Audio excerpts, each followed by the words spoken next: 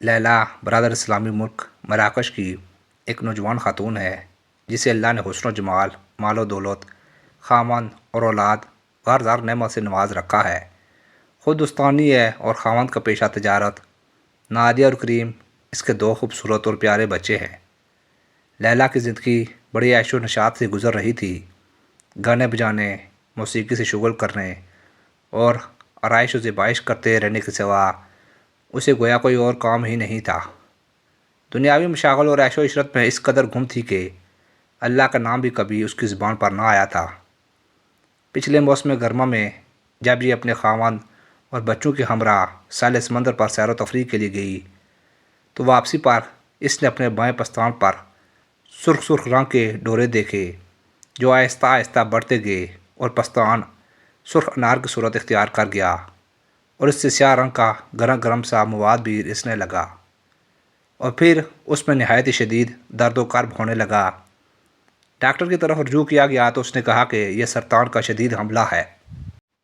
اس کا علاج یہاں ممکن نہیں ہوگا، لہذا فوراً بیلجیم یا فرانس چلے جاؤ، وہاں کے کینسر کے اسپیشلسٹ ڈاکٹروں سے اس کا علاج کراؤ۔ لیلا اپنے خاوند کے ہمراہ فوراً بذریعہ ہوائی جہاز فرانس چلی گئی۔ وہاں کینسر کے 6 ماہر ڈاکٹروں کے ایک بورڈ نے اس کا طبی معائنہ کیا اور رپورٹ میں ان سب ڈاکٹروں نے بالاتفاق یہ لکھا کہ یہ مریضہ چند ہفتوں سے زیادہ کی مہمان نہیں ہے، کیونکہ کینسر اس کے سارے جسم میں پھیلتا جا رہا ہے۔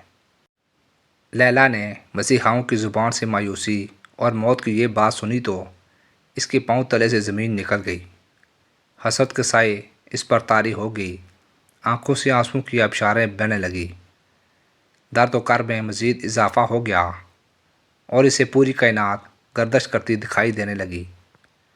ڈاکٹروں کی رائے یہ بھی تھی کہ سرطان زدہ پستان کاٹ دیا جائے ورنہ سرطان میں سارا بدن مبتلا ہو جائے گا، جس کے نتیجے میں جسم پھول جائے گا، بال بھی باقی نہ رہیں گے۔ چنانچہ واقعی کچھ دنوں میں لیلا کے اوپر کے بدن کے حصے، گردن پر، کانوں کے پیچھے اور بغلوں میں چھوٹی چھوٹی گلٹیاں نکل آئیں جنہوں نے آہستہ آہستہ بڑھنا شروع کر دیا۔ لیلا کے خاوند سے بھی اس کی یہ صورت دیکھی نہ جاتی تھی۔ اس نے بڑے ہی کرب برے لہجے میں کہا، لیلا اب تو کچھ شک نہیں رہا کہ تم واقعی چند دن کی مہمان ہو۔ اللہ تعالیٰ کے گھر کی زیارت اور عمرہ کی سعادت حاصل کرنے کے لیے ہم کیوں نہ مکہ مکرمہ چلیں اور اس ذات اقدس کے باب عالی پر دستک دیں جو بے کسوں اور بے بسوں کا مددگار ہے۔ خاوند کی بات سن کر لیلا کو بھی سکون قلب نصیب ہوا۔ چنانچہ اس کا اپنا بیان یہ ہے کہ ہم نے ہسپتال چھوڑ دیا اور سوئے حرم روانگی شروع کر دی اور پیرس کی سڑکوں پر ہی بلند آواز سے تکبیر و حمید اور سید کائنات صلی اللہ علیہ وسلم پر درود و سلام پڑھنا شروع کر دیا۔ لیلا نے مکہ میں ایک نئی دنیا دیکھی جہاں کی کیفیات ہی کچھ اور تھیں اور اس مقام پر رک کر کھڑے ہو کر بارگاہ الہی میں فریاد شروع کی، اے اللہ کائنات کے بادشاہ اور اپنی ساری مخلوق کو شفا بخشنے والے، تیری ایک گناہ گار بندی تیرے دربار میں حاضر ہے جو دور دراز سے چل کر آئی ہے اور سرطان جیسے ناقابل علاج مرض میں مبتلا ہے۔ تمام حکیم و ڈاکٹر اس کے علاج سے عاجز و قاصر ہیں۔ یا اللہ میرے دل کو اپنی محبت اور اپنے ذکر سے آباد کر دے۔ ڈاکٹر عاجز ہیں، تیرے لیے تو کوئی مشکل کام نہیں، تو مجھے صحت و شفا عطا فرما دے۔ اے میرے مولا مجھے صبر کی توفیق عطا فرما اور صحت و عافیت سے شاد باد فرما دے۔ لیلا نے حرم کے ایک کونے میں ڈیرا ڈال دیا، اپنے آپ کو اللہ کا مہمان بنا دیا اور یہاں شب و روز اس طرح گزارنے شروع کر دیے کہ کبھی تو بارگاہ الہی میں رکوع کی حالت میں ہے اور کبھی سجدہ ریز اور کبھی غلاف کعبہ سے چمٹ کر اللہ کریم کے حضور اپنی بے بسی کا اظہار کرتی ہے اور کبھی لپک لپک کر چاہ زمزم کے قریب جاتی ہے اور حضور صلی اللہ علیہ وآلہ وسلم کے اس ارشاد کو یاد کرتی ہے کہ آب زمزم جس نیت سے بھی پیا جائے مراد پوری ہو جاتی ہے۔ اگر تم حصول شفا کے لیے پی تو اللہ تعالیٰ صحت و شفا عطا فرما دیتے ہیں، بھوک مٹانے کے لیے پیو تو اللہ تعالیٰ اس کو کھانے کے قائم مقام بنا دیتا ہے، اگر پیاس بجھانے کے لیے پیو تو اللہ اسے باعث فرحت و تسکین بنا دیتا ہے۔ پورے 4 دن لیلا نے اسی ماہویت اور استغراق کے عالم میں گزار دیے۔ دن رات میں وہ صرف ایک انڈا اور ایک روٹی کا ٹکڑا کھاتی، زمزم خوب پیتی، طواف، نماز، تلاوت اور ذکر و اذکار کے علاوہ اسے کوئی کام نہ تھا۔ اس کے ٹوٹے ہوئے دل سے بار بار یہ آہیں نکلتی، اے غم و فکر سے نجات دینے والے، مجھے بھی اس غم سے نجات دے۔ اے نعمتوں کے مینہ برسانے والے، مجھے بھی نعمت شفا عطا فرما۔ لیلا نے یہ دن بارگاہ الہی میں اس انداز سے گزارے کہ کبھی بیت اللہ کا طواف کر رہی ہے اور کبھی حجر اسود کو بوسہ دے رہی ہے، کبھی مقام ابراہیم پر نماز پڑھ رہی ہے اور کبھی غلاف کعبہ سے چمٹ کر اوہ افغاں کر رہی ہے۔ درود شریف پڑھتی، کئی پارے قرآن مجید کی تلاوت کرتی، با کر آب زمزم کی طرف جاتی، جس کے نوش جان کرنے سے ساری تکلیفیں اور تھکاوٹیں دور ہو جاتی، تو پھر سے تازہ دم ہو کر طواف، نماز، تلاوت اور ذکر و اذکار شروع کر دیتی۔ لیلا کا بیان ہے، بس پھر کیا تھا، مجھے سکون قلب کی دولت نصیب ہو گئی۔ رحمت الہی نے مجھے اس طرح اپنی رحمت میں لے لیا کہ مجھ پر خود فراموشی کی کیفیت طاری ہو گئی اور مجھے یہ احساس بھی نہ رہا کہ میں کعبۃ اللہ میں موجود ہوں اور اپنی بیماری کے علاج کے لیے دربار الہی میں حاضر ہوں۔ رب کی رحمتیں لیلا پر نازل ہونا شروع ہو گئی تھی۔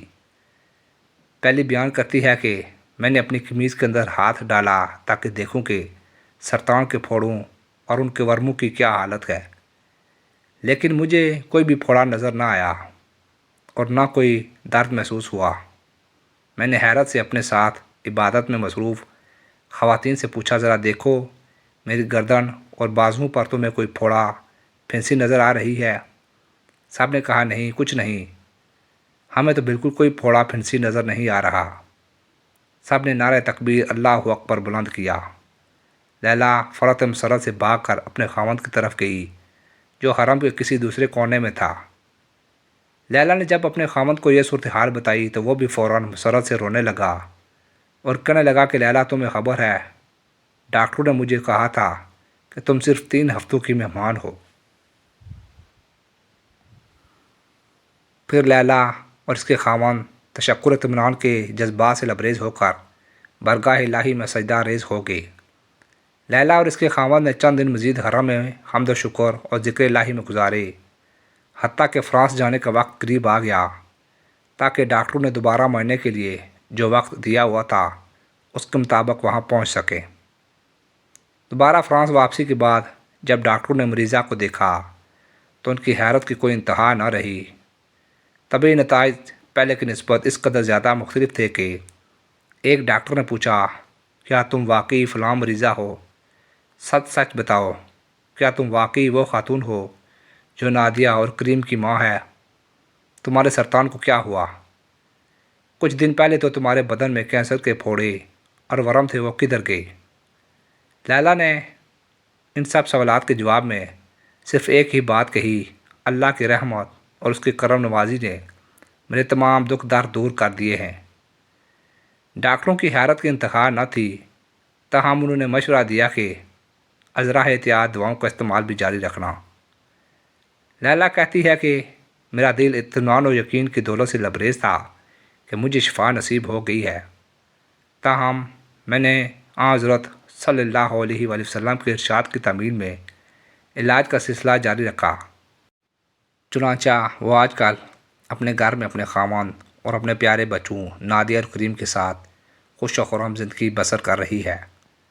لیلا کا بیان ہے، جب میری حالت ناگفتہ میں تھی، سارا خون پیپ اور گندے مادوں میں تبدیل ہو گیا اور میں نے اللہ کے گھر پر ڈیڑے ڈال دیے تھے، اس وقت بھی میرا دل اس یقین سے سرشار تھا کہ جس بیماری کے علاج سے دنیا کے ڈاکٹر عاجز آ چکے تھے، اللہ تعالیٰ اس سے شفا عطا فرما سکتے ہیں، اور اس بات پر بھی میرا ایمان تھا کہ دعا سے تقدیر بھی بدل سکتی ہے۔